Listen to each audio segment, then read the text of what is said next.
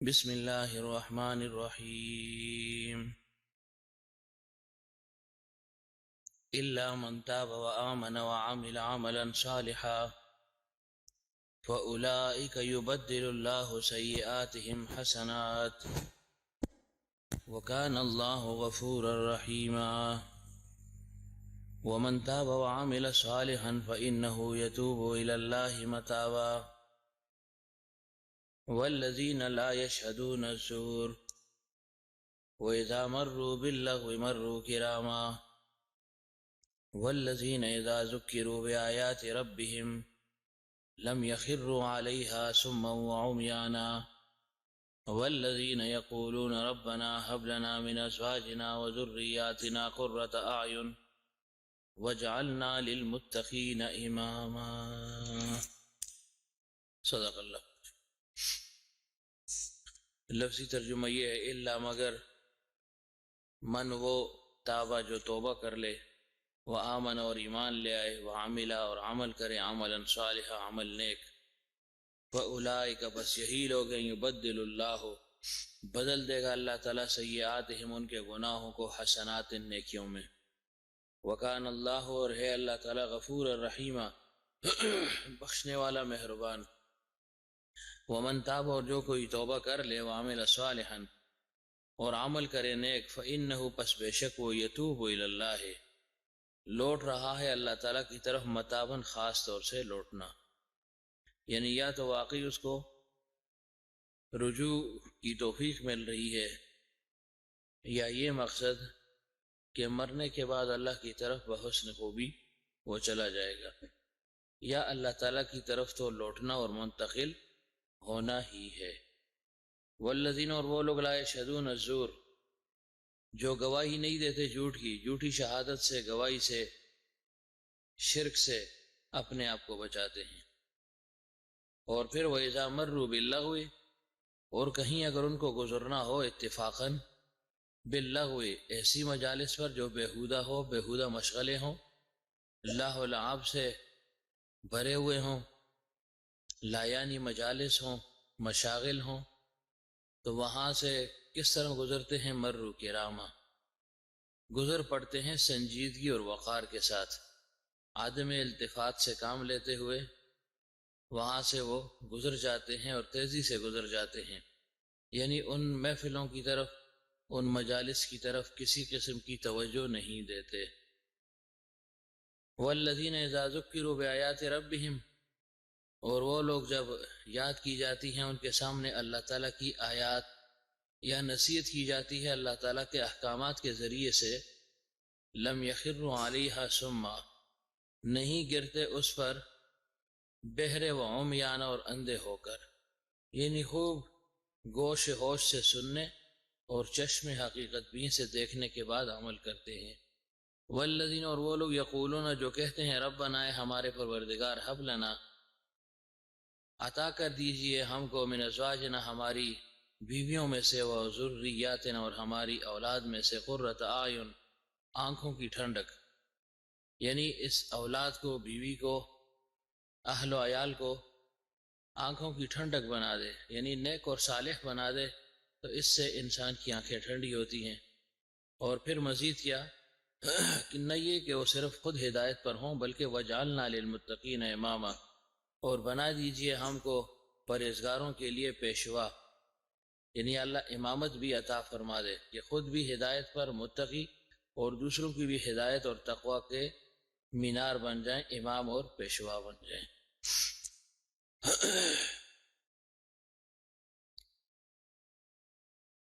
سابقہ درس میں توبے کے متعلق ذکر ہوا تھا کہ ایک اہم باب ہے اللہ تعالیٰ اور انسان کے درمیان جڑ جانے کا یا مل جانے کا، ملاپ کا ایک طریقہ اللہ تعالیٰ نے دنیا میں رائج فرما دیا۔ مخلوق کو پیدا کیا اپنی عبادت کے لیے، وما خلقت الجن والانس الا لیعبدون اے الا لیعرفون کہ میری معرفت یہ حاصل کر لیں، اور ساتھ ساتھ پھر اللہ تعالیٰ نے اس معرفت کے حصول میں اللہ تعالیٰ نے رکاوٹ بھی فرما دی، امتحاناً اللہ تعالیٰ نے ایک دشمن پیدا کر دیا جس کو لعین کہتے ہیں، شیطان کہتے ہیں، عزازیل کہتے ہیں، اور پھر اس کے ساتھ ایک اور دشمن اندرونی لگا دیا جس کو نفس کہا جاتا ہے۔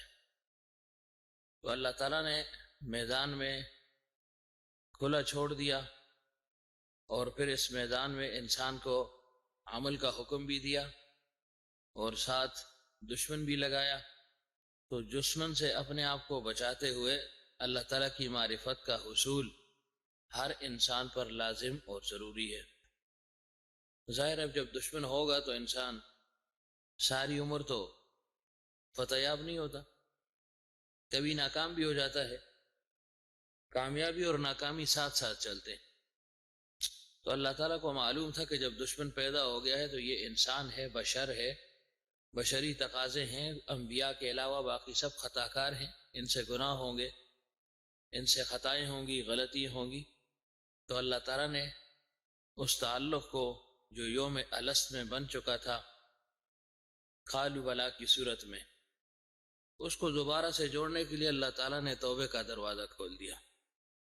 توبہ ایک طریقہ ہے، گویا ایک پل ہے جس سے انسان پھر اللہ تعالیٰ کے ساتھ مل جاتا ہے۔ دیکھیے عام طور پر جب حضرت فرمایا کرتے تھے یہ مختلف ممالک میں دشمنی ہوتی ہیں تو جب وہ ایک دوسرے پر بمباری کرتی ہیں، جو خاص خاص جگہ ہیں ان پر بمباری ہوتی ہے، ان میں ایک خاص جگہ یا خاص مقام کون سا ہے؟ جو پل وغیرہ ہوتے ہیں جو ایک شہر کو دوسرے شہر سے ملاتے ہیں، تو اس پر زیادہ حملے ہوتے ہیں تاکہ لوگوں کا آپس میں تعلق اور آنا جانا یہ ختم ہو جائے۔ تو ایسے ہی گناہ سے انسان کا اللہ تعالیٰ کے ساتھ تعلق ختم ہو جاتا ہے، کم از کم ٹوٹ جاتا ہے۔ اس تعلق کو دوبارہ استوار کرنے کے لیے اللہ تعالیٰ نے توبے کا دروازہ کھول دیا ہے، گویا اس پل کی مرمت توبے کے ذریعے سے پھر ہوگی۔ تو فرمایا کہ اگر تم سے گناہ ہو بھی جائیں تو انہیں مایوس نہیں ہونا اور نہ ہی نا امید ہونا ہے، بلکہ الا من تاب و آمن، ہاں جو کوئی توبہ کر لے اور سچے دل سے وہ ایمان لے آئے اور پھر وہ عمل صالح میں لگا رہے، تو ایک وقت ایسا آ جائے گا کہ اللہ تعالیٰ اس کی استقامت کو اور دیکھتے ہوئے جانچتے ہوئے بالآخر اللہ تعالیٰ اس کے سیئات کو ختم فرما دے گا۔ اللہ تعالیٰ چاہے تو فی الفور انسان کے سیئات کو، گناہوں کو، برائیوں کو ختم فرما دے، لیکن عام طور سے اللہ تعالیٰ کچھ مدت تک عمل صالح کرنے کے بعد انسان کے ان گناہوں کو مٹا دیتا ہے، اور جب نظام فضل حرکت میں ہو تو پھر فور مٹا دیتا ہے۔ اللہ تعالیٰ سے کون پوچھنے والا ہے؟ تو بہر اللہ تعالیٰ نے اس میں انسان کو، مسلمان کو ایک امید دلائی ہے کہ تم نے مایوس نہیں ہونا، بلکہ اپنی طرف سے جتنا ممکن ہو کام میں لگے رہو۔ حضرت رحمۃ اللہ علیہ فرمایا کرتے تھے کہ جب انسان سے گناہ ہو جاتا ہے یا گناہ ہو رہا ہو تو اس وقت وہ قبولیت کا وقت ہوتا ہے۔ فرمایا کہ ایک بزرگ سے کسی نے یہ سوال کیا اور یہ عرض کی، استدعا کی، جیسے انسان ایک بزرگ سے کہتا ہے جی میرے لیے دعا کر لیں، تو فرمایا کہ انہوں نے ان سے عرض کیا کہ حضرت میرے لیے دعا کر دیں تاکہ میری یہ حالت سدھر جائے، اصلاح احوال کی دعا کیجیے۔ تو انہوں نے فرمایا دیکھو تمہیں ایسا گر نہ بتاؤں، ایسا طریقہ نہ بتاؤں، ایسی علامات نہ بتا دوں کہ جب تم ان کو جان لو گے تو وہ موقع تمہارے لیے دعاؤں کی قبولیت والا بن جائے، یعنی اس وقت کو تم پہچان لو تو اس وقت جو دعا تم مانگو گے اس کو اللہ تعالیٰ ضرور بھی ضرور قبول فرمائے گا۔ اس وقت کو پہچاننے کی ضرورت ہے، اس کے لیے تمہیں ایک خاص علامت بتاتا ہوں کہ تم پھر مستجاب الدعوات بھی ہو جاؤ گے، اللہ تعالیٰ تمہاری دعاؤں کو قبول بھی فرمائے گا، اللہ تعالیٰ تمہاری حفاظت بھی فرمائے گا۔ تو انہوں نے حضرت جی تو بہت اچھا ہو گیا، بتا دیں کہ ایسا کون سا گر ہے، کون سی علامت ہے، کون سی ایسی بات ہے کہ جس کے معلوم کرنے سے اصلاح احوال فی الفور ہو جائے۔ فرمائے دیکھو جب گناہ کا تقاضا دل میں پیدا ہو، جب وسوسہ پیدا ہو رہا ہو، جب شیطان پورا زور لگا رہا ہو کہ یہ گناہ تم سے ہو جائے، گناہ کا صدور ہو جائے، گناہ سرزد ہو جائے، تو فرمائے کہ یہی قبولیت کا وقت ہے، یہی اللہ تعالیٰ کی رحمتوں کے نزول کا وقت ہے۔ اس وقت تم نے ہمت اور عزم سے کام لینا ہے اور اپنے آپ کو گناہ سے بچانا ہے۔ تو پوچھنے والے کو حیرت ہوئی کہ جی یہ کیسے ہو سکتا ہے کہ گناہ ہو رہا ہے یا گناہ کا موقع آ گیا ہے، میلان ہے، جذبات ہیں، خواہشات ہیں، اور اس وقت اپنے آپ کو بچانا مشکل بھی ہے، اور آپ فرما رہے ہیں کہ وہی وقت اللہ تعالیٰ کی رحمتوں کے نزول کا ہے۔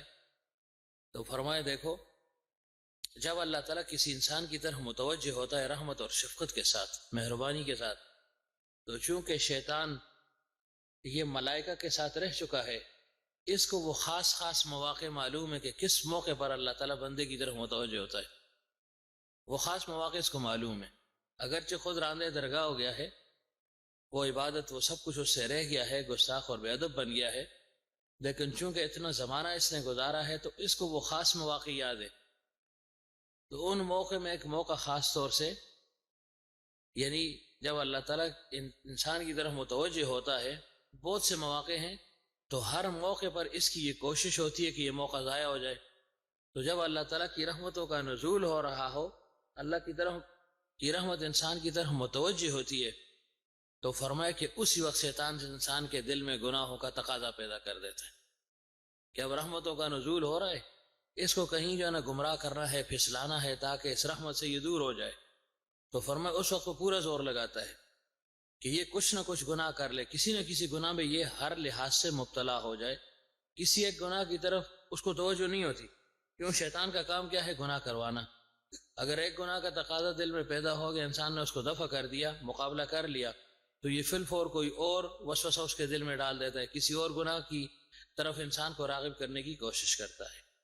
تو فرمایا کہ یہ وقت ہوگا کہ اس وقت اللہ تعالیٰ کی رحمت متوجہ ہو رہی ہے اور شیطان لگ گیا ہے۔ تو فرمایا اگر تم نے رحمت کو چاہنا ہے، رحمت کے امیدوار ہو، چاہتے ہو کہ اللہ کی رحمت متوجہ ہو جائے، اس کا کچھ حصہ مجھے بھی مل جائے، تو فرمایا اس گناہ کے موقع پر اپنے آپ کو گناہ سے بچا دو۔ تو فرمایا یہ تمہارے لیے کڑیا ہے کہ جب بھی گناہ کا تقاضا پیدا ہو تو سمجھ جو کہ بھائی یہ تو اللہ تعالیٰ کی رحمتوں کے نزول کا وقت ہے۔ تو جب دونوں چیزیں سامنے ہوگی تو تمہارے اندر ہمت بھی پیدا ہوگی، عزم بھی پیدا ہوگا، اور تمہیں پھر اللہ تعالیٰ توفیق بھی عطا فرمائے گا۔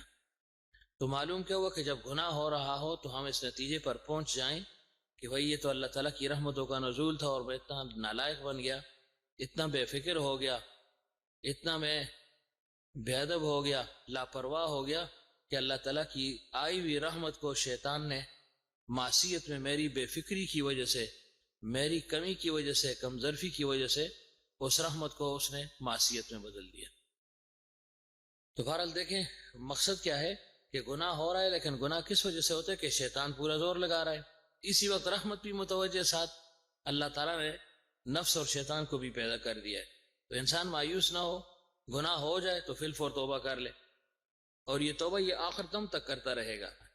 اس توبے کا تعلق کسی خاص زمانے کے ساتھ، خاص عمر کے ساتھ، خاص مدت کے ساتھ نہیں ہے۔ جب بھی جس سے گناہ ہو جائے، چاہے جوانی کی عمر میں ہو، چاہے کہولت میں ہو، بڑھاپے میں ہو، نوجوانی ہو، نو عمری ہو، شباب ہو، بلوغت کے بعد جب بھی انسان سے گناہ ہو جائے فی الفور یہ توبہ طائب ہو جائے۔ البتہ جوان کی توبہ اور اس کی عبادت، اس کے متعلق فضیلت پہلے بیان ہو چکی ہے، لیکن اگر کوئی بڑھاپے تک پہنچ گیا، شیطان تو لگا ہوا ہے، جتنا پیغمبر صلی اللہ علیہ وسلم کے زمانے سے بعد آئے گا دوری، اتنا ہی انسان گناہوں کی طرف زیادہ راغب ہوتا ہے۔ یہ صحاح ستہ میں کتاب ہے، امام نسائی رحمۃ اللہ علیہ، ان کے متعلق آتا ہے اللہ تعالیٰ نے ان کو بڑا حسن و جمال عطا فرمایا تھا، خوبصورت بھی بہت تھے۔ تو زمانہ نوجوانی میں ایک عورت ان کی طرف راغب ہو گئی، ان پر فریفتہ ہو گئی، عاشق ہو گئی، اور ان کو گناہ کی دعوت دی۔ تو امام نسائی رحمۃ اللہ علیہ نے ہمت سے کام لیا اور اپنے جذبات کو قابو کر لیا، اور اس عورت کے پھندے سے اللہ تعالیٰ نے ان کو محفوظ فرما دیا۔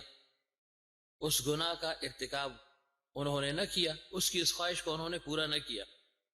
جوانی تھی، روک رکاوٹ بھی نہیں تھی، خوبصورتی بھی تھی، طاقت بھی تھی، قوت، سب کچھ تھا، لیکن اللہ تعالیٰ نے محفوظ فرما دیا۔ پھر فرمایا کہ زمانہ گزرتا رہا، یہاں تک کہ امام نسائی رحمۃ اللہ علیہ کا آخری زمانہ شروع ہو گیا، یعنی بڑھاپے کا زمانہ۔ تو فرمانے لگے کہ اس وقت مجھے وہ نوجوانی کا وہ گناہ یاد آ گیا کہ ایسے ایک نوجوان عورت تھی، خوبصورت تھی، دعوت بھی اس کی طرف تھی، کوئی رکاوٹ بھی نہیں تھی۔ تو یہ خیال میرے دل میں جو ہے نا گھومنے لگا کہ کاش میں اس وقت اس گناہ کا ارتکاب کر لیتا، تو اب تو عمر اتنی میں نے گزار دی، اب توبہ کر لیتا۔ یہ خیال اور تصور آیا، مشتاق سنانی، یہ خیال میرے دل میں آیا کہ کاش اس وقت میں یہ گناہ کر لیتا تو آج توبہ کر لیتا، تو مزے بھی لے لیتے اور اس کی خواہش بھی پوری ہو جاتی، اور اب جو ہے نا توبہ طائب بھی ہو جاتے۔ تو فرمایا جب یہ خیال ان کے دل میں آئے تو زار و قطار رونے لگے کہ یا اللہ یہ کیا ہو گیا، آخری عمر میں کہیں میں گمراہ ہو رہا ہوں کہ جوانی کے زمانے میں تو اپنے آپ کو بچا لیا، اور اب بڑھاپے میں چاہیے کہ مجھے رجوع اللہ کی توفیق ملے، اللہ تعالیٰ کی طرف میں راغب ہو جاؤں، گناہ تو دور کی بات، نیکیوں میں آگے بڑھنا چاہیے۔ میرے دل میں وہ پرانا خیال پیدا ہو گیا، اب جب کہ میں امام بھی ہوں، کتابیں میں نے لکھ لی، احادیث میں پڑھاتا ہوں، درس و تدریس میں مشغول ہوں، تو یہ کیا ہو گیا، خوف لاحق ہو گیا، روتے رہے۔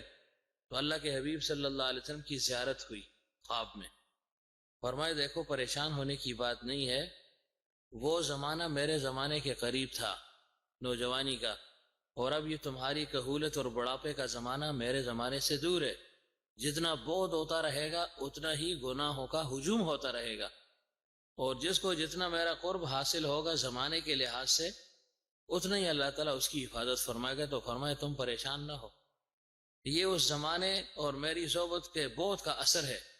تو معلوم کیا ہوا کہ پیغمبر صلی اللہ علیہ وسلم کے زمانے کے بعد گناہوں کا ہجوم تو ہوگا، کیوں صحابہ ایک شان رکھنے والے تھے، وہ چلے گئے، پھر تابعی آ گئے، پھر تبع تابعین آ گئے، پھر اولیاء ہیں، تو ایسے ہی درجہ بدرجہ ہر شخص کے لیے اپنا شیخ ہے، سلسلہ ہے، جتنا وہ اپنے سلسلے سے، شیخ سے، صحبت سے دور ہوگا اتنا ہی گناہوں کی طرف زیادہ راغب ہوگا، گناہ اس پر ہجوم کریں گے۔ لیکن اگر وہ شیخ کی صحبت میں رہے، اس کے ساتھ ربط میں رہے، تعلق استوار رہے، اطلاع کے ذریعے سے اس کو آگاہ کرتا رہے، اطلاع کا جو اصول ہے اس کو اپنائے رکھے، پھر اتباع بھی کرے، پھر اعتقاد بھی رکھے، پھر انقیاد سے بھی کام لے، تو پھر اللہ تعالیٰ اس کی حفاظت فرماتا ہے۔ یعنی جو اصول چہارگانہ ہے، اطلاع و اتباع، اعتقاد و انقیاد، کہ شیخ کے ہیں چار حق، رکھ ان کو یاد، اطلاع و اتباع، اعتقاد و انقیاد، ان چاروں پر جب عمل کرے گا تو اس کے بعد حفاظت ہوگی اس کی۔ کہیں کسی بھی جگہ اگر کمی کر لی تو لا محالہ اس کا اثر پڑے گا، گناہ تو ہوگا۔ تو ہم اطلاع دینے میں بھی ناکام ہیں، سوچتے اگر اطلاع دے دی آگے اتباع دینا مشکل ہے، اگر اتباع کر بھی دی تو بے دلی کے ساتھ اتباع ہے، زورا لکا میں ڈنڈا رکھے دے، تو پھر تو نہ ہوا نا، تو اعتقاد لازم، اور پھر آگے انقیاد، اس میں بھی ہم جو ہے نا بس پس و پیش اور اندر دل میں پتہ نہیں کیا کیا جذبات ابھرتے ہیں۔ تو فرمائے انقیاد یہ بھی لازم اور ضروری ہے، اطلاع بھی ہو، اتباع بھی ہو، اعتقاد بھی ہو کہ بھئی یہ جو نسخہ دیا گیا یہ جو ہے نا میرے لیے کارگر ثابت ہوگا، اور پھر انقیاد کہ جو کچھ کہا گیا، جو بتایا گیا، اگرچہ میرا ذہن اس کو مانتا نہیں، میری عقل میں یہ بات آ نہیں رہی، یہ تجویز، یہ جو علاج بتایا گیا ہے عقل نہیں مان رہی، تو فرمائے تم نے عقل کے گھوڑے نہیں دوڑانے، انقیاد سے کام لینا ہے، دب جانا ہے۔ جیسے ڈاکٹر طبیب کے سامنے ہم دب جاتے ہیں نا، باوجود یہ کہ دل میں بڑی خواہش ہوتی ہے کہ ڈاکٹر صاحب سے پوچھ لیں کہ ڈاکٹر صاحب یہ دوائی ایسے کیوں، اور ایسے کیوں، ایسے استعمال کیوں اور ایسے استعمال کیوں نہ ہو، لیکن ہم نہیں کرتے، دب جاتے ہیں نا کہ بھئی یہ جو کر رہا ہے مجھے سمجھ آیا نا، میرے ہی لیے کر رہا ہے، میری ہی اس میں بہتری ہے، تو ہم وہاں پر انکار نہیں کرتے، باوجود اس کے دل میں خواہشات پیدا ہوتی ہیں، جذبہ پیدا ہوتا ہے، وسوسہ آتا ہے کہ پوچھ لو، لیکن نہیں کرتے۔ لیکن ساتھ یہ بھی معلوم ہے پوچھا تو پھر ظاہر ہے آگے سے جواب بھی ایسا ملے گا کہ شاید اگلی دفعہ آنے کی نوبت ہی نہ آئے، کہہ کہ جاؤ اپنی مرضی کرو۔ تو جیسے ہم ڈاکٹر کے ساتھ یہ معاملہ کرتے ہیں نا، اس کو اطلاع بھی دیتے ہیں، پوری اطلاع دیتے ہیں نا، ادھر تو آدھی دی اور آدھی چھوڑ دی۔ حضرت فرمایا کرتے تھے بلی کا گویا اس کو چھپانے کی کوشش کرتے ہیں، تو اطلاع پوری بھی دیتے ہیں، پھر جو ہے نا اتباع بھی کرتے ہیں پوری۔ اگر ہم نہ کریں گھر والے اتباع کرواتے ہیں، پوچھتے رہتے ہیں دوائی کھائی ہے نہیں کھائی، اس وقت یہ کھانی ہے، 1 2 3 ہر ایک بندہ جو ہے نا آپ کو پوچھے گا، اور پھر اس کے بعد اعتقاد بھی ہوتا ہے، سب کہتے ہیں ہاں بھائی ٹھیک ہے بڑا زبردست ڈاکٹر ہے، اور پھر انقیاد بھی ہوتا ہے کہ بھائی اس پہ گلن کرنے کی ضرورت نہیں کہ 2 ٹائم کی ہے 3 ٹائم کی ہے، وہ کھانا جو تو ڈاکٹر دسے۔ تو ایسے ہی معاملہ شیخ کے ساتھ ہوگا، پھر جو ہے نا اصلاح ہوگی۔ تو شیخ کو انسان جو ہے نا مطلع کرے گا، اپنے حالات کی اطلاع دے گا، یہ اصلاح اسی کو کہتے ہیں نا۔ صرف ذکر اذکار کی اطلاع جو ہے نا یہ نہیں ہے، بلکہ پوری زندگی کی اطلاع، روزانہ کی بنیاد پر کہ دن کیسے گزارا، کون سے گناہ کا ارتکاب کر رہا ہوں، کس گناہ سے بچ رہا ہوں، کون سی نیکی کی طرف زیادہ راغب ہو، کس نیکی سے بے دلی ہو رہی ہے، رغبت نہیں ہو رہی، یہ ساری باتیں ہیں۔ گویا دل کی ساری کیفیات کا اس کے سامنے ذکر کرے گا، اس کے بعد پھر انسان کی اصلاح ہوگی۔ تو بہرحال عارض کیا کر رہا تھا کہ جتنا بودھ ہوتا ہے انسان گناہوں کی طرف جاتا ہے، جتنا شیخ کی صحبت سے دور رہے گا تو ظاہر گناہوں کا ہجوم تو ہوگا، تو اس وقت وہ فی الفور شیخ کی طرف جو رجوع کرے، اور اگر گناہ ہو گئے تو توبہ طائب ہو جائے۔ اور توبہ یہ ہر ایک کے لیے ہے، ہر عمر کے لیے ہے، کسی وقت بھی انسان سے گناہ ہو سکتا ہے، آخری عمر میں بھی ہو سکتا ہے، بڑھاپے میں بھی ہو سکتا ہے، لیکن بڑھاپے میں ذرا آسانی ہو جاتی ہے، جیسے میں نے حدیث پچھلی دفعہ ذکر کی، یاد ہے کہ نہیں یاد؟ کیا پتہ میں خود ہی بھول گیا ہوں، لگا ادھر ہے اسکول ابھی تو بینچ پہ بیٹھا رہنا 3 گھنٹے، اور اسکول کا یہ پرنسپل بھی ہے، چوکیدار بھی ہے، سارے کام کرتا ہوں، ترقی ہوگی اس سے۔ تو کیا بات کر رہا تھا کہ آخری عمر میں بھی انسان سے گناہ ہو جائے تو توبہ طائب ہو، لیکن آخر میں پھر آسانی ہو جاتی ہے کہ 40 سال کی عمر کو پہنچے کیا ہوتا ہے، اللہ تعالیٰ 3 قسم کے امراض سے اس کی حفاظت فرماتا ہے، جنون، جزام اور برس۔ اور جب 50 سال کی عمر کو پہنچ جائے پھر کیا ہوتا ہے، اللہ تعالیٰ حساب میں آسانی فرماتا ہے۔ 60 سال کی عمر کو پہنچ گیا تو رجوع اللہ کی توفیق ہوتی ہے، یعنی عام طور پر آپ دیکھیں 40 سے اوپر عمر ہو گئی تو انسان کے اندر وقار، متانت یہ پیدا ہو جاتی ہے، اور اس کے اندر رجوع اللہ کی جو ہے نا وہ ایک چیز پیدا ہو جاتی ہے، تڑپ پیدا ہو جاتی ہے، نیکی کی طرف انسان عام طور پر راغب ہو جاتا ہے۔ تو 60 سال کی عمر میں رجوع اللہ کی توفیق مل گئی۔ 70 سال کی عمر میں کیا ہے جی، فرشتے پھر اس سے محبت کرتے ہیں، اس کے ساتھ محبت کا اظہار کرتے ہیں۔ اور جب 80 سال کا ہو جائے پھر کیا، اللہ تعالیٰ فرماتے ہیں نیکیاں لکھتی رہو اس کے، بس گناہوں کو صدور گویا بہت کم ہوتا ہے، تو نیکیاں اس کی لکھتی رہو بس، جو ہے نا فرشتوں کو کہا چاہے مرد ہے چاہے زن ہے، بس لکھتے رہو ان کی نیکیوں کو۔ اور پھر مزید جب 90 سال کو پہنچ جائے تو پھر اللہ فرماتے ہیں یہ خدائی قیدی ہے، اس کے ساتھ چھیڑ چھاڑ مت کرو، کر لیا تو ٹھیک ہے، نہ کیا تو خیر ہے۔ اور پھر مزید کیا، اللہ تعالیٰ فرماتے ہیں کہ اس کی نیکیاں ہی لکھو، گناہ تو ہو نہیں سکتے لیکن اگر ہو گئے تو خیر ہے، گناہ مت لکھو۔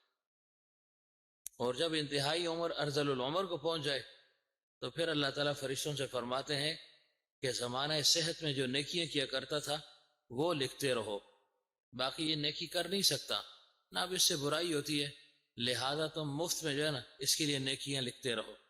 حضرت فرمایا کرتے تھے نا جیسے 60 سال تک کوئی ملازمت کرے اس کے بعد پینشن جاری ہو جاتی ہے، اس کی 60 سالہ محنت پر اس کو پینشن دے دیتے ہیں، مفت جو ہے نا تنخواہ اس کو دیتے ہیں، معاوضہ دیتے ہیں، کیوں کہ اس نے 60 سال ہمارے ساتھ ادارے میں کام کیا ہے۔ تو ایسے اللہ تعالیٰ کو بھی معلوم ہے یہ انسان ہے، یہ کمزور ہو چکا ہے، 60 سال تک پہنچ گیا، ایسے آگے چل رہا ہے، اب آہستہ آہستہ اس کے قوا کمزور ہو رہے ہیں اور یہ عمل سے رہ رہا ہے، تو اللہ تعالیٰ نے گویا اس کی اس بڑھاپے پر پینشن لگا دی ہے کہ بھائی بغیر کچھ کیے جو ہے نا اس کو یہ پینشن جاری کر دو، کہ شروع میں محنت کی ہے، اب اس کے لیے آسانی ہونی چاہیے۔ تو عرض کیا کر رہا تھا کہ آخری عمر میں بھی انسان جو ہے نا وہ توبہ کرے گا، توبہ طائب ہو۔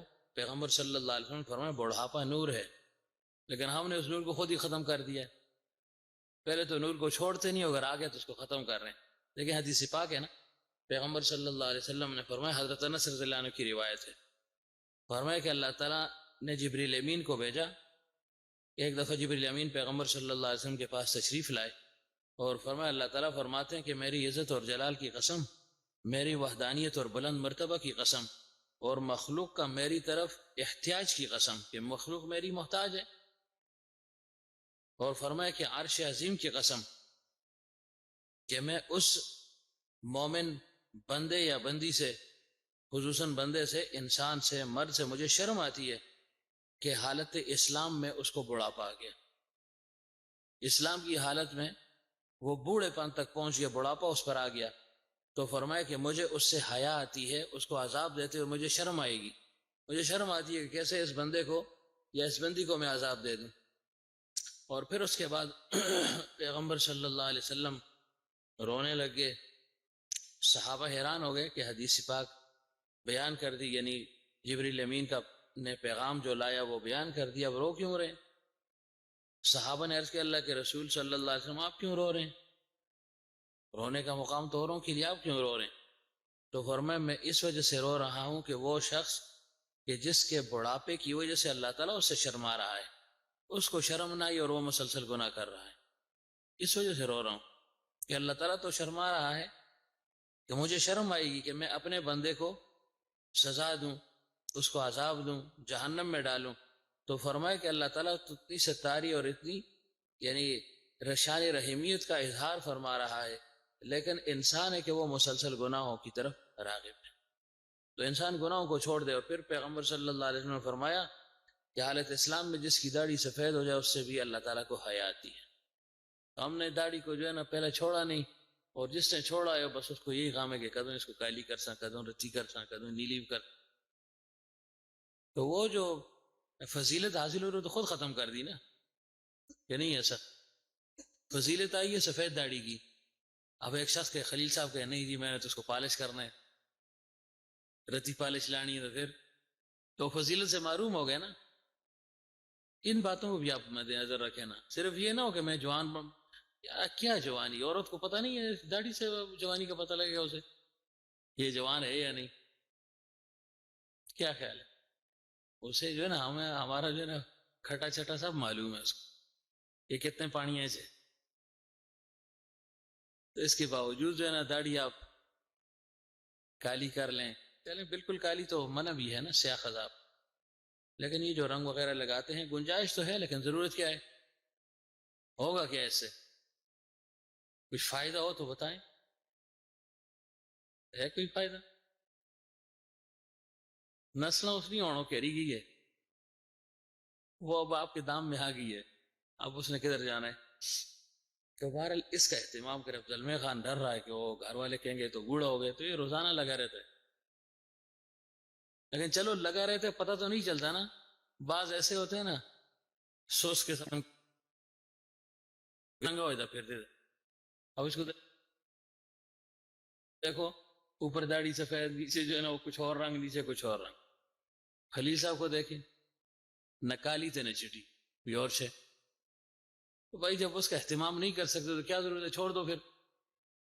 بعض لوگ خوب اہتمام کرتے ہیں نا، چلو ایک بات ہے، تو آپ اہتمام بھی نہیں کر سکتے تو وہ اپنی اصلی شکل ہی آپ نے بگاڑ کر رکھی. تو ہمارا قدر مشترک یہ کہ چھوڑ ہی دیا جائے اس کو، اس کا انوارات ہے نا سفید داڑھی. تو بہرحال لیکن کالے جو ہے نا خضاب سے اپنے آپ کو بچانا ہے. سمجھ گئے مشتاق کہ نہیں؟ خضاب والا کام نہیں کرنا، تم نے لگانا ہی کیا ہے کہ تھوڑی داڑھی نہیں تو تم پر لگے رہنے ساری داڑھی، چھوڑ دو اس کو تاکہ یہ بڑھتی رہے. داڑھی واجب ہے نا، ایک مٹھی داڑھی رکھنا یہ واجب ہے، لازم ہے، ضروری ہے. اس سے بڑھ جائے تو چلو گنجائش ہے، کاٹ سکتے ہیں. عبداللہ ابن عمر رضی اللہ عنہ خاص طور سے اہتمام فرمایا کرتے تھے حج اور عمرے کے موقع پر، لیکن اگر کوئی اس کو چھوڑ دے تو گنجائش ہے. سختی بھی نہ کی جائے نا کہ تمہاری داڑھی بہت لمبی ہوگی، کیا ضرورت ہے ان باتوں کی، ذوقی بات کر رہا ہوں، اور اس میں سے کوئی حرام بات تو ہے نہیں کہ ناجائز ہو. تو ذرا گزارا کرنا چاہیے نا، اس پر شکر ادا کرنا چاہیے کہ چلو داڑھی تو رکھ لیا نا. کتنے ایسے ہیں بغیر داڑھی کے پھر رہے، بھائی ان کے پیچھے جاؤ، ان کو تلقین کرو، نصیحت کرو کہ داڑھی رکھ لو. اب جس نے رکھی اسے کیا نکالتے ہو؟ کچھ بھی نہیں ہے. ہمارے اکابر ان کی ساری چیزیں ان کے سامنے تھی، لیکن ان کے باوجود بڑے بڑے اکابر ان کی بڑی بڑی داڑیاں تھیں، ایک مجھ سے زیادہ تھی. جب دیکھیں یہ ہمارے وہ جو بزرگ آئے تھے جن کا وصال ہو گیا، کتنی لمبی داڑھی تھی ان کی، حافظ نثار صاحب رحمۃ اللہ علیہ. اسی طرح دوسرے جو آئے تھے ارشد الحسینی صاحب، پہلے 2-3 سالوں سے وہ نہیں آ رہے، دعوت ان کو نہیں دی تھی. ان کی داڑھی کو دیکھیں. احمد علی لاہوری رحمۃ اللہ علیہ کی داڑھی کو دیکھیں. تو جب ایک چیز ہے اس کی گنجائش ہے تو پھر اس کے پیچھے پڑنا بھی نہیں چاہیے نا، کہ پیچھے ہی پڑ گئے یہ نہ ہو کہ وہ اس کو جذبات میں آ جائے جل جی اللہ دے والے. وہ ہمارے گاؤں میں ہمارے ایک رشتے دار تھے، نیا نوجوان تھا، تو اسے داڑھی رکھ لی تو کبھی کٹا دیتا تھا کبھی بڑھا دیتا تھا. تو ایک معاملہ تھا چل رہا تھا تو کسی نے اس کو تانا دے دیا، اسی ویلے میں بلیڈ کہہ دیا نال مجھے ہی مار چھوڑیاں چلو جی.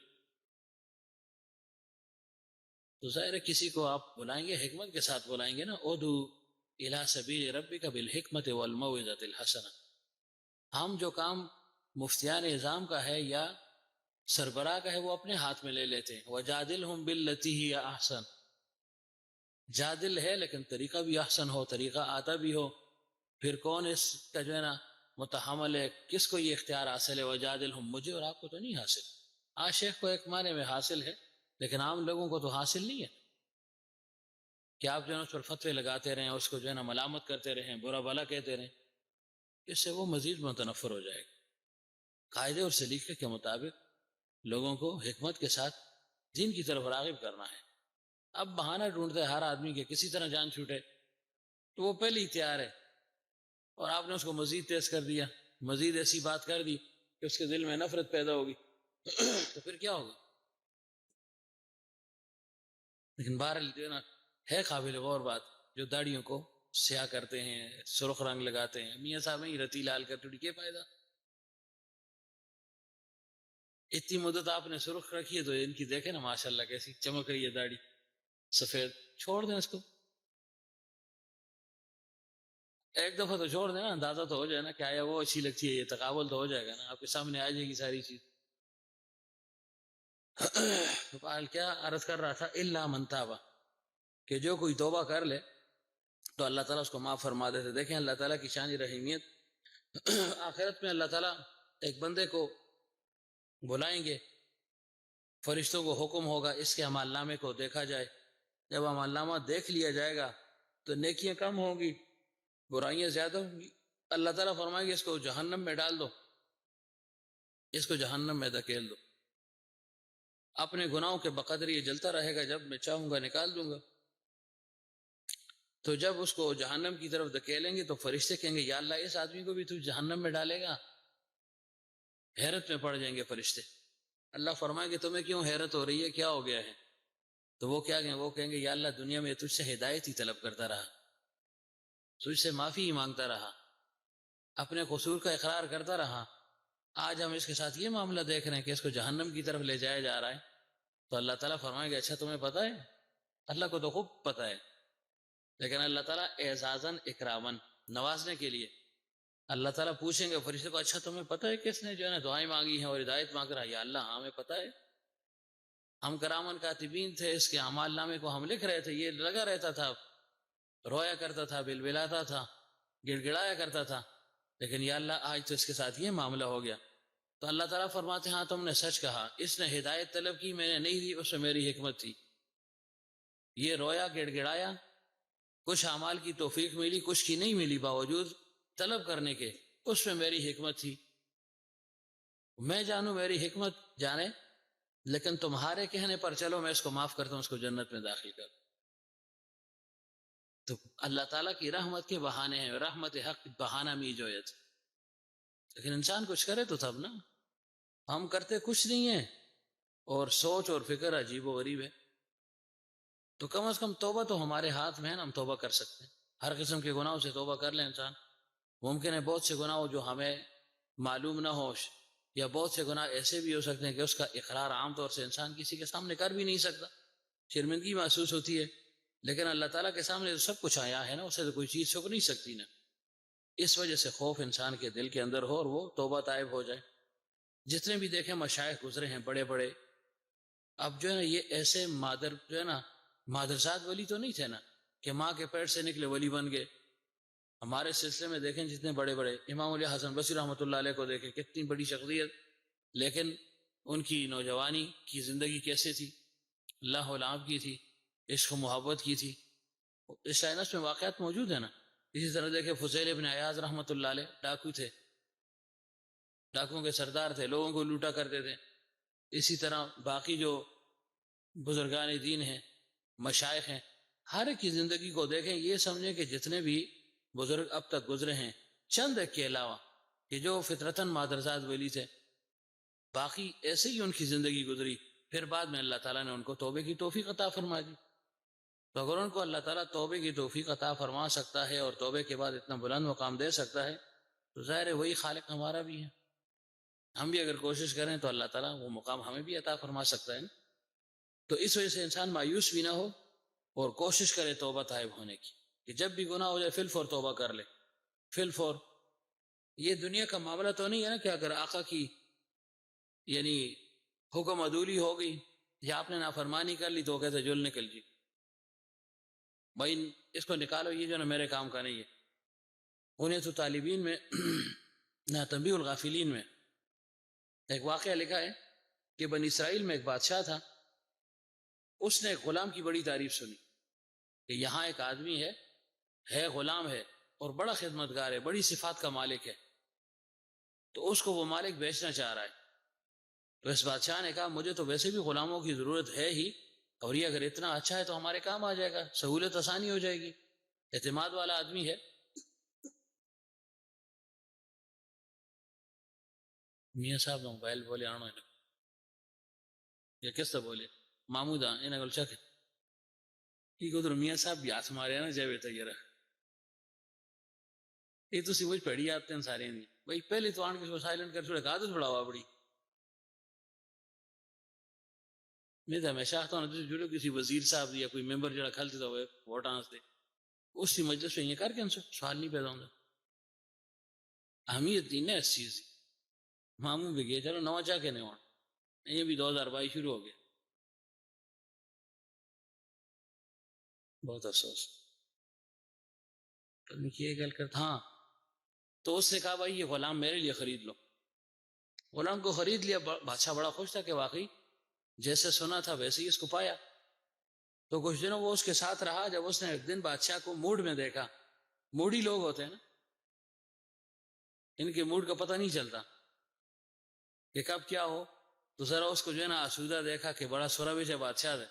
بادشاہ کے سامنے جا کر بیٹھ کے، بڑا عارف تھا وہ، غلام تھا لیکن عارف تھا، بیٹھ کے اور کہا بادشاہ سلامت، آپ سے ایک بات پوچھنی ہے، ایک بات کرنی ہے، ایک بات پوچھنی ہے، کیا آپ کرو پوچھو. اس نے کہا بادشاہ سلامت، فرض کرے آپ گھر سے باہر ہوں اور آپ کی جو کنیزیں ہیں، باندیاں ہیں، ان میں سے کسی کے ساتھ جو ہے نا میرا تعلق بن جائے، کوئی مجھے اچھی لگ جائے اور میں اس کے ساتھ تعلق جوڑ دوں، آپ کی غیر موجودگی میں اس کے ساتھ بیٹھا ہوا ہوں، اس کے بستر پر ہوں، کمرے میں ہم الگ ہوں، تنہائی میں جو ہے نا خوش مزاجی خوش طبی ہو رہی ہو، مزاح ہو رہا ہو، اور اس دوران خدا نخواستہ آپ آ جائیں مجھے اس حالت میں دیکھیں تو کیا کریں گے؟ یہ اس نے ایک مفروضہ گڑا نا کہ اگر یوں ہو جائے اور یوں ہو جائے تو آپ کیا کریں گے؟ وہ اٹھے تھے اچھلے چاہے لگے. اس نے کہا اچھا تو بڑے بے ادب ہو، گستاخ ہو، بدبخت، بڑے نمک حرام ہو، میں تو تمہارا سر ہی اڑا دوں گا، تمہاری جرت کیسے ہوئی اس بات کی؟ بس جب وہ خوب گرم ہو، اس نے بس بس بس میں یہی دیکھ رہا تھا بادشاہ سلامت، میں تیرا امتحان کر رہا تھا. بادشاہ تو ہے لیکن اس معاملے میں بادشاہ ہوں، تمہارا امتحان کر رہا تھا، بس بس بس. اس سے کہا بادشاہ سلامت میں گئی اللہ دے والے، اپنے لیے کوئی اور غلام ڈھونڈو. بادشاہ بڑا متفکر ہوئے، حیران ہوا کہ یہ کیا ہو گیا، اسے تو جواب دے دیا. اس سے کہا دیکھو بادشاہ سلامت، ابھی میں نے بات ہی کی ہے، ہوا کچھ نہیں ہے، نہ ہمیں تنہائی ملی، نہ میں نے کسی عورت کو دیکھا، نہ اس کے ساتھ بیٹھا، نہ باتیں کی، ایک مفروضہ میں نے قائم کیا، تم اچھل رہے ہو. تو اگر میں نے وہ عمل کر لیا پھر میرا کیا حال ہوگا؟ اور غلام نے کیا کہا کہ میرا ایسا جو ہے نا کریم آقا کے ساتھ تعلق ہے کہ اگر میں دن میں 70 مرتبہ گناہ کر لوں تو غضبناک نہیں ہوتا.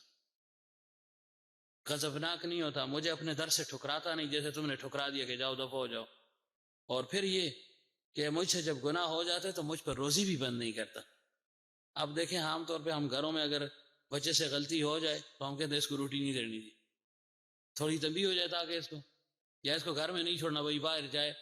تو وہ جو ہوتی ہے کہ کہیں گم ہی نہ ہو جائے. پتہ ہوتا ہے کہیں ماموں کے چلا جائے گا، چچا کے چلا جائے گا، کہیں چلا جائے گا، لیکن فکر ہوتی ہے، لیکن وقتی طور پر ہم اپنے جذبات کا اظہار کرتے. تو اس نے کیا کہا، غلام نے کہا کہ ایسا کریم پروردگار ہے، آقا ہے، کہ 70 صفحہ بھی گناہ کر لوں تو غضبناک نہیں ہوتا، اپنے در سے ٹھکراتا نہیں، اور میری روزی بند نہیں کرتا، مجھے جو ہے نا مجھ پر آگ نہیں برساتا. تو تمہارے ساتھ مجھے رہنے کا فائدہ کیا ہے؟ جاؤ اپنے کام کرو. میں گیا. اصل بات یہ ہے، ایسا فرمایا کرتے تھے نا، ہر ایک سوچے کہ جتنے گناہ ہم کرتے ہیں سب بزرگ ہیں الحمدللہ. یہ اللہ تعالیٰ نے ستائی کا معاملہ کیا ہے نا. میں نے تو عرض کیا تھا نا پہلے کہ بنی اسرائیل کی طرح ہمارے ساتھ معاملہ ہو جائے، ساری نہیں بزرگی سامنے ہو جائے. وہ جو گناہ کرتے تھے صبح جو ہے نا باہر لکھا ہوتا تھا کہ آج بزرگاں سنے کام کی رہتی، آج یہ گناہ ہوا ہے بزرگوں سے، ساری نہیں بزرگی سامنے ہو جائے. کوئی ایک دوسرے کے ساتھ بیٹھنا گوارا نہ کرے. تو پھر انسان کو ستاری کے پردے کو قائم رکھنا چاہیے، حیا کو جو ہے نا ملحوظ خاطر رکھے، حیا سے کام لینا چاہیے. غالباً عتبہ ابن الغلام غالباً ایک بزرگ تھے، بعد میں اللہ تعالیٰ نے ان کو بزرگی کا مقام دے دیا، لیکن ایک بزرگ کی صحبت میں بیٹھتے، جب وہ اللہ تعالیٰ کے صفاتی نام کو لیتے نا یا ستار، تو وہ ایسے جو ہے نا کانپنے لگ جاتا، پسینہ پسینہ ہو جاتا، بے چین ہو جاتے تھے. تو ان بزرگ نے فرمایا بھائی میں اتنی تقریریں کرتا ہوں، اتنی باتیں کرتا ہوں، کسی بات پر تمہیں اتنا وجد نہیں آتا، اتنا تمہیں جو ہے نا وہ خوف دامنگیر نہیں ہوتا، تمہاری حالت کیفیت بدلتی نہیں. جب میں کہتا ہوں اللہ پاک ستار ہے یا ستار، تو تم جو ہے نا وہ کانپنے لگ جاتے. اس نے کہا ہاں، اس وجہ سے کہ مجھ سے گناہ ہوا، اللہ تعالیٰ نے آج تک پردہ ڈالا ہوا ہے، تو میں اس لیے کہتا ہوں کہ واقعی اللہ تعالیٰ کی ذات ستار ذات ہے، کہ گناہ ہونے کے باوجود انسان پر اللہ تعالیٰ نے پردہ ڈالا ہوا ہے. تو جب اللہ تعالیٰ نے پردہ ڈالا ہے پھر انسان کو چاہیے کہ اس پردے کا اہتمام بھی کرے. اللہ تعالیٰ کسی کو بے ابرو تو نہیں کرتا، لیکن انسان کے اندر کوئی غیرت ہو، حیا ہو نا. اسی وجہ سے فرمائے الحیاء شعبۃ من الایمان، الحیاء نصف الایمان. کیوں؟ حیا غیرت ہے، اور یہ چیز انسان کو گناہوں سے جو ہے نا بچاتی ہے، حیا. اسی وجہ سے کہا جاتا ہے وہی داڑھی کو اہتمام کرو، یہ بھی ایک گناہ سے بچنے کا بہت بڑا ذریعہ ہے. ممکن ہے ایک شخص گناہ جو ہے نا داڑھی کے ہوتے ہوئے گناہ کر لے، لیکن اس کو یہ تانا دینا ضرورت تھی داڑھی تو نالے گناہ بھی کر دیں، وہ الگ معاملہ ہے. بعض لوگوں کو اگر آپ کہہ دیں نا کہ داڑھی رکھ رو، کہا انسان بڑا کمزور ہے، مٹ کر گناہ بھی ہو سن، پھر بھائی وہ گناہ ہونا تو الگ ایک معاملہ ہے، وہ تو الگ سے تم جو ہے نا اللہ کی نافرمانی کر رہے ہو. لیکن یہ جو داڑھی تم جو ہے نا سنت کے مطابق نہیں ہے، جیسے حکم ہے اس کے مطابق نہیں، تو الگ تم پر جو ہے نا عذاب آ رہا ہے، یہ تو الگ گناہ کا ارتکاب ہے. تو ایک عمل کی نیکی کی وجہ سے ہم جو ہے نا، یا ایک گناہ کی وجہ سے ایک نیکی کو ہم نہیں چھوڑ سکتے، تو یہ وقایہ بن جاتا ہے. حضرت فرمایا کرتے تھے داڑھی وقایہ بن جاتی ہے گناہوں سے بچنے کے لیے. جب انسان گناہ کرتا ہے تو کہتے ہیں یار میری داڑھی بھی ہے، کہیں لوگوں نے دیکھ لیا کہ دیکھو ماشاءاللہ یہ تو جنید بغدادی بنا ہوا، اس کے کرتوتوں کو دیکھو، تو فرمایا اللہ تمہاری حفاظت کرے. تو یہ حفاظت کا ذریعہ ہے. اللہ تعالیٰ کے ہر حکم میں جو ہے نا حکمت ہی حکمت ہے. حکم بھی دے دی، یہ حکمت ہے نا. خود سوچیں کہ آپ باہر نکل جائیں، چوک میں جو ہے نا آپ کھڑے ہو جائیں، تو آپ کو اپنی جان جو ہے نا بری لگے گی، یار میں ایسا کرتے ہیں، لوگ آسان پتہ نہیں کی کرتے رہتا، بزرگ ایسا کیا ہے خیر تھے. اب ظلمے کا تو سب کو پتہ ہے کہ اس کی دکان ہے، لیکن دکان نہ ہو، مثلا کسی کو پتہ نہ ہو، یہ چلا جائے اپٹاباد، وہاں جا کر جدون پلازا میں پھرنے لگ جائے، تو لوگ کہیں گے خدا خیر کرے جی، صوفی صاحب تھے تھا پھر دن لگے دے، پٹکا مارے دا، پینچے چائے دے، تسبیح ہتھا بھی خیر دے. تو یہ پھر آرے کو کہے گا بھائی میں بھی دکاندار ہوں، وہ بڑی جو ہے نا تسلیاں دے گا، وضاحتیں کرتا رہے گا نا. کس وجہ سے؟ اس شکل و صورت کی بنا پر. لوگوں کو پتہ ہے کہ بھائی یہ شکل و صورت والا، اس سے گناہ کا ارتکاب ممکن نہیں ہے. اگرچہ انسان ہے اس سے ہوگا، لیکن لوگوں کے دلوں میں حقیقت میں دین کی وقت ہے، ورنہ وہ یہ کیوں کہتے؟ عام آدمی کو کیوں نہیں کہتے؟ اس کو کچھ نہیں کہیں گے، لیکن داڑھی والے کے پیچھے لگ جاتے ہیں. تو ایک معنی میں اس دین کی وقت ہے لوگوں کے دلوں میں، خود عمل کریں یا نہ، لیکن دل میں وقت ہے. تو وہ یہی سمجھتے ہیں کہ دیندار آدمی ہو، بزرگ ہو، عالم ہو، پیر ہو، مبلغ ہو، وہ اور گناہ کا صدور یہ وہ نہیں مانتے. تو یہ ایک قسم کی عظمت ہے اگر انسان اس پر غور و فکر کرے. تو بہر اللہ تعالیٰ ہمیں حقیقی توبہ نصیب فرمائے. یہ آخری عمر میں بھی یعنی توبہ قبول ہوتی ہے نا. جگر مراد آبادی رحمۃ اللہ علیہ کو دیکھیں، آخری عمر میں اللہ تعالیٰ نے قبول کر لیا نا. حضرت مجذوب رحمۃ اللہ علیہ کے ساتھ ان کا تعلق تھا، خاص گپ شپ تھی، یارانہ تھا. مجذوب رحمۃ اللہ علیہ شروع میں دنیا دار تھے، یعنی ڈپٹی کلیکٹر تھے، ڈی سی تھے وہ اپنے زمانے کے. لیکن پھر حکیم علمت رحمۃ اللہ علیہ کی صحبت میں جب پہنچ گئے تو بس حالت بدل گئی. جب حالت بدل گئی تو ظاہری حالت جب انسان کی بدلتی ہے نا، حضرت فرمایا کرتے تھے یہ پھر خاموش دعوت بن جاتی ہے دوسرے کے لیے. پھر اس کو کہنے کی ضرورت نہیں پڑتی کہ تم آؤ ایسے اور ایسے. وہ اس کو دیکھ کر خود متاثر ہو جاتا ہے کہ یہ جہاں جا رہا ہے اس کا اثر اس پر ظاہر ہو گیا ہے. تو لامحال آتا ہے. پھر تو فرمایا کہ جب جگر مراد آبادی نے حضرت مجذوب رحمۃ اللہ علیہ کو دیکھا کہ ان کی وضاقت بالکل بدل گئی ہے، سفید کرتا ان جو ہے نا زیبتن فرمایا ہوتا تھا، ہاتھ میں جو ہے نا تسبیح ہوا کرتی تھی، پائنچے اٹھے ہوئے ہوتے تھے اوپر تک نصف ساخ تک. یہ چلو ٹخنے کا ظاہر کرنا یہ تو لازم ضروری ہے. آپ میں چاہیے جو ہے نا علماء حضرات اور قراء حضرات یہ بھی اس کا اہتمام نہیں کرتے. اس کا اہتمام کریں، خاص ہر ایک کے لیے لازم ہے. سخت وعید آئی ہے، فرمایا اللہ تعالیٰ اس کو رحمت کی نگاہ سے نہیں دیکھے گا جس کے ٹخنے چھپے ہوئے ہوں. لیکن ہم ادھر تو اٹھا لیں گے، مسجد میں بھی کھینچ لیں گے، لیکن جب باہر بازار میں کہیں جانا ہو، کوئی تقریب ہو، خوشی کی تقریب ہو، غم میں بھی کر لیتے ہیں کہ چلو خیر ہے جی، کوئی نہیں پالتا سنگر. تو اس میں جو ہے نا پھر پائنچا بھی نیچے ہوتا ہے اور اس میں ٹوپی جیب میں ہوتی ہے، پھر اس میں داڑھی میں جو ہے نا اس میں بھی کھیل کود شروع ہو جاتا ہے، سارے کام ہوتے ہیں. پھر تمہارا لارج یہ کر رہا ہوں کہ ان کی جو ظاہری جو ہے نا وہ تبدیلی جب آ گئی تو جگر مراد آبادی رحمۃ اللہ علیہ بڑے متاثر ہوئے کہ بھائی یہ تو حضرت مجذوب وہ مجذوب تو نہیں رہا. کہا یہ جو ہے نا کہاں یہ تبدیلی کہاں آئی کہ آپ کے ہاتھ میں تسبیح ہے، خوشبودار ماحول ہے، جسم سے خوشبو جاری ہے، اور اتنا جو ہے نا پاکیزہ سفید لباس ہے، پائنچے آپ کے اٹھے ہیں بالکل سنت کے مطابق ماشاءاللہ. تو یہ کہاں؟ انہوں نے کہا یہ حکیم علمت رحمۃ اللہ علیہ کی صحبت میں، صحبت کا اثر ہو گیا جی الحمدللہ. تو جگر مراد آبادی کے دل میں بھی خیال آیا کہ اگر یہ بن سکتا ہے، اس کی زندگی میں انقلاب آ سکتا ہے، تو مجھے بھی تو اس طرف راغب ہونا چاہیے. میں نے بھی تو اللہ تعالیٰ کے سامنے جانا ہے، پیش ہونا ہے. اور شراب کے جو ہے نا وہ عادی تھے، یہ نہیں سمجھے عادی مجرم تھے، بغیر شراب کے گزارا نہیں ہو سکتا تھا. تو انہوں نے حضرت مجذوب سے فرمایا کہ میری بھی خواہش ہے کہ میں بھی چلا جاؤں حکیم علمت رحمۃ اللہ علیہ کی صحبت میں، ان کی خانقاہ چلا جاؤں، بیعت ہو جاؤں، لیکن یہ کہ میں شراب پیتا ہوں اور شراب چھوڑنا میرے لیے بہت مشکل ہے. ہاں ایک شرط پر جاتا ہوں، اگر شراب کی اجازت دے دیں تو میں چلا جاؤں گا، بیعت بھی ہو جاؤں گا. شراب کی پابندی مجھ پر نہ ہو، کیوں ساری عمر پیتا رہا. پانی جیسے انسان کی ضرورت ہے ایسی جو ہے نا شراب میرے لیے پانی کی جو ہے نا کے مقابل میں ہے، اس کے بغیر گزارا نہیں ہے. تو مجذوب رحمۃ اللہ علیہ نے فرمایا کھیڑا نہ کر، یہ کوئی بات ہے تم خانقاہ جاؤ گے شراب پیو گے؟ یہ نہیں ہو سکتا، ایسے نہیں. تو آئے حکیم علمت رحمۃ اللہ علیہ کو اطلاع دی کہ جی ایسے جگر مراد آبادی نے کہا کہ میں خانقاہ تو آنا چاہتا ہوں لیکن میں شراب پیوں گا. حکیم علمت نے فرمایا آپ نے کیا جواب دیا؟ میں نے کہا یہ نہیں ہو سکتا، شراب کے ساتھ تم خانقاہ نہیں جا سکتے ہو کہ تم خانقاہ میں جا کر شراب پیو گے. فرمایا تم نے برا کیا. میں سمجھے تم بڑے سمجھدار آدمی ہو، تمہیں تو شدھ بدھ ہی نہیں ہے. یہ حکیم علمت فرما رہے جن کے ملحوظات پڑھتے ہوئے ہم یہ کہتے ہیں کہ یار وہ کول دی ہو سن لو کا نالتے کول دیا سے، یہ ان کا مزاج تھا. دیکھیں تربیت پہ مزاج الگ تھا، تربیت پہ نہیں آیا مزاج الگ تھا. اسی وجہ سے فرمایا نا لا اکراہ فی الدین، کافر کے لیے. لیکن نو مسلم ہے تو اس کے ساتھ بھی گزارا ہوتا ہے نا، شروع میں ابتدا میں نرمی ہوتی ہے. لیکن ہر ایک کے میرے ساتھ ساری عمر نرمی رہے، یہ نہیں ہوتا، یہ نہیں ہو سکتا. اس بات کو خوب پلے باندھ لیں. جہاں جائیں گے جس کے پاس جائیں گے وہ ضرور بھی ضرور تربیت جیسے ان کی منشا ہے اس کے مطابق آپ کی تربیت کریں گے. اس میں کچھ نہ کچھ مجاہدہ وہ کروائیں گے، کسی چیز کا بھی مجاہدہ ہو سکتا ہے.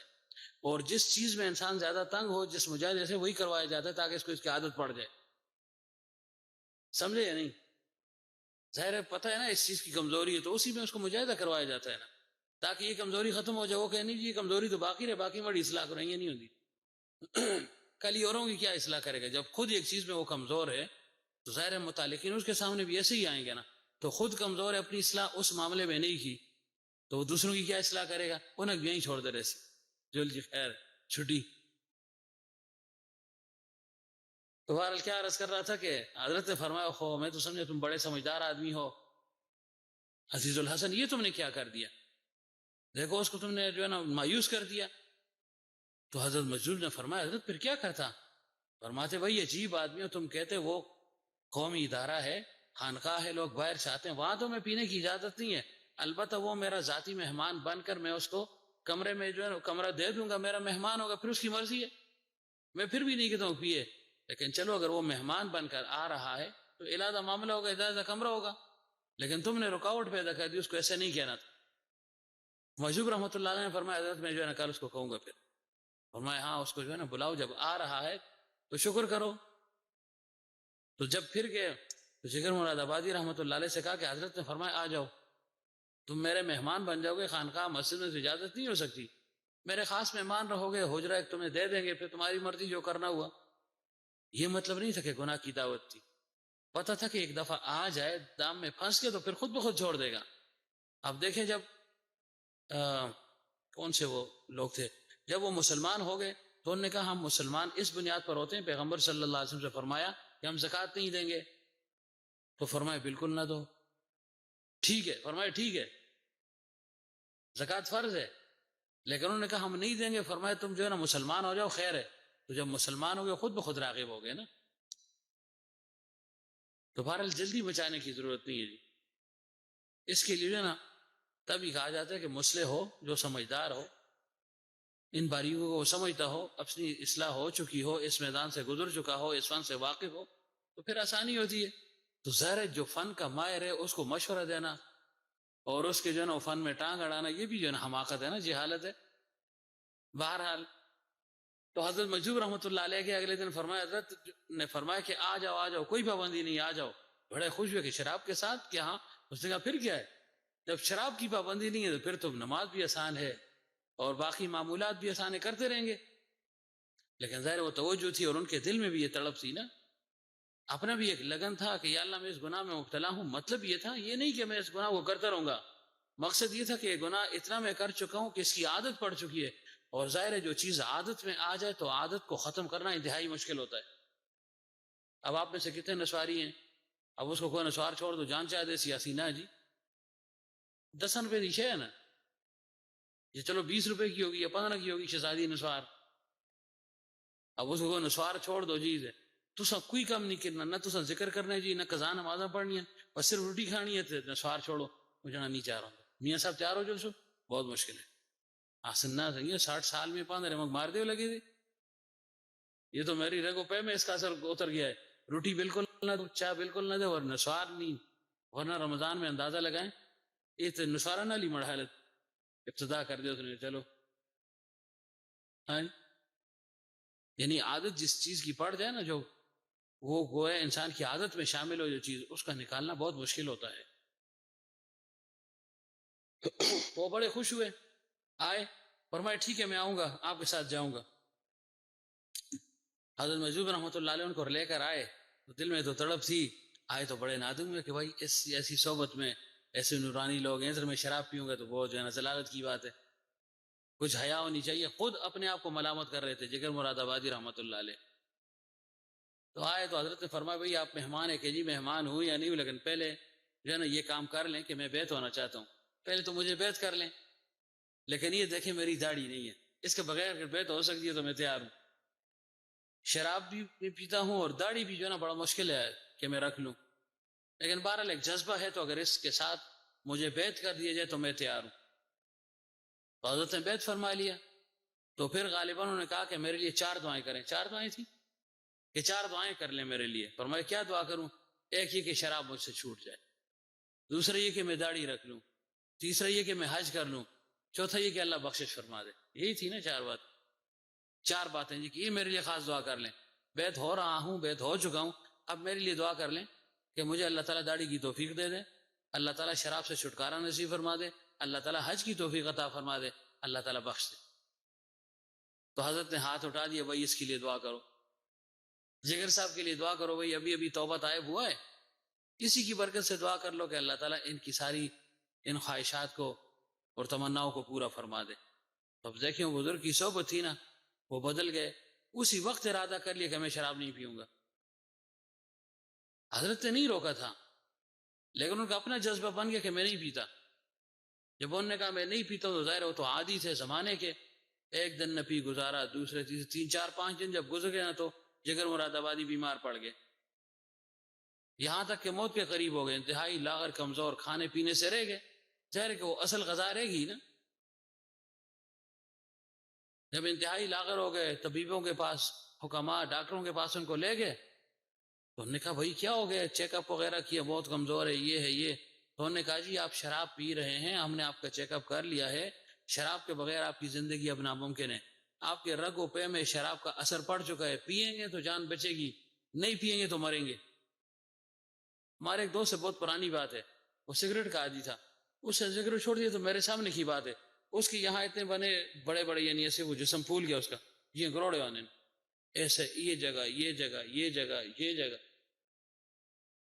پھر اس نے شروع کر دیا، پتہ نہیں آپ چھوڑ دیے یا نہیں، لیکن بہرحال اوائل میں اس کو یہ تکلیف ہوئی، بالکل واضح نظر آتا تھا، جیسے دکھا دیتا یہاں جو ہے نا جسم ایسے ابھرا ہوا ہے، دانا بنے دو، ادھر سے یہاں جو ہے سوجن بنی ہوئی ہوتی۔ تو بہرحال بیمار ہو گئے، انہوں نے کہا بھائی شراب کے بغیر گزارا نہیں، آپ شراب چھوڑ دی؟ کہ ہاں بالکل میں نے چھوڑ دی۔ انہوں نے کہا شراب پینی پڑے گی، اگر آپ کو جو ہے نا اپنی جان عزیز ہے، صحت عزیز ہے، صحت چاہتے ہیں، زندگی چاہتے ہیں، تو آپ نے شراب پینی ہوگی۔ تو فرمایا کہ نہیں اب میں توبہ طائب ہو چکا، اب میں جو ہے نا اس گندی چیز کو منہ کے ساتھ نہیں لگاؤں گا، بہت ہو گیا۔ تو انہوں نے کہا دیکھو زندگی جو اگر چاہتے ہو تو پیو، تھوڑی سی پیو خیر ہے، لیکن پی لو، مستر ہو تم۔ تو جگر مراد آبادی رحمۃ اللہ علیہ نے فرمایا کہ پی کر میں کتنے سال اچھی صحت کے ساتھ زندہ رہ سکوں گا، مرنا تو پھر بھی آخر۔ تو انہوں نے کہا کسی نے 5 سال کا، کسی نے 10 سال، یعنی 5 سے 10 سال تک آپ اچھی زندگی گزار سکیں گے۔ تو جگر مراد آبادی رحمۃ اللہ علیہ نے فرمایا کہ نافرمانی کی زندگی 10 سال کی، اس سے مجھے ایک دن کی جو نا یہ موت جو ہے نا وہ قبول ہے، کہ میں اسی حالت میں توبہ طائب ہو چکا ہوں، اسی حالت میں چلا جاؤں، یہ بہت بہتر ہے میرے لیے، میں اس پر خوش ہوں، بجائے سے کہ میں 10 سال تک زندہ رہوں اور شراب اور کباب اور نافرمانی کے ساتھ میں نے نہیں پینی، چاہے میں مر جاؤں۔ عزم بلند تھا، ارادہ بلند تھا، نیت مستحکم تھی، اور جو ہے نا صدق کے دل سے توبہ طائب ہو چکے تھے۔ تو اللہ تعالیٰ نے کچھ مدت بیمار رہے، پھر اللہ تعالیٰ نے صحت یاب ہو گئے، بس وہ نشہ بھی ختم، صحت بھی مل گئی، اور ساتھ ساتھ داڑھی بھی رکھ لی، بڑی بڑی داڑھی تھی۔ پھر حکیم علماء سے فرمایا الحمدللہ 2 دعائیں قبول ہو گئی، اب دعا فرمائے کہ کچھ اللہ تعالیٰ اسباب پیدا فرمائے میں حج کر کے آ جاؤں۔ تو حکیم علماء نے دعا فرمائی، کچھ مدت کے بعد حج بھی حج کر لیا، واپس آ رہے تھے، ٹانگے میں بیٹھے ہوئے تھے۔ اب چونکہ شکل و صورت بدل گئی نا، جیسے زلمے کو جس نے پہلے اگر دیکھا ہو اور اب، تو اس کے لیے فرق بڑا مشکل ہوتا ہے۔ آپ لوگوں نے تو اسی حالت میں دیکھا ہے نا، آپ کہیں گے ایسے ہوگا، ہم نے تو ان کو بغیر داڑھی کے بھی دیکھا ہے نا، جب بالکل نہیں تھی داڑھی۔ تو ظاہر اب اتنی بڑی داڑھی کے ساتھ اچانک یہ کسی کو مل لے جس نے بغیر داڑھی کے دیکھا، وہ تو پہلے پہچاننے سے انکار کر دے گا، بھائی یہ کون ہے، یقین نہیں کرے گا، خود اپنا تعارف کراتے ہوا ناسی نہ مند، کیوں؟ ایک تو ماشاءاللہ ان کی داڑھی بھی، اور پھر داڑھی ایسے بڑھ رہی ہے نا، عام طور سے جلدی داڑھی بڑھتی نہیں ہے، لیکن ان کی بڑھ گئی ہے، بہت ہوئے 3 4 سال ہوئے نا، 3 4 سال میں دیکھیں تھی، اب جو اتنی کوشش کر رہے ہیں بڑھتی نہیں، آس کچھ ہو جو نہیں ہوتا۔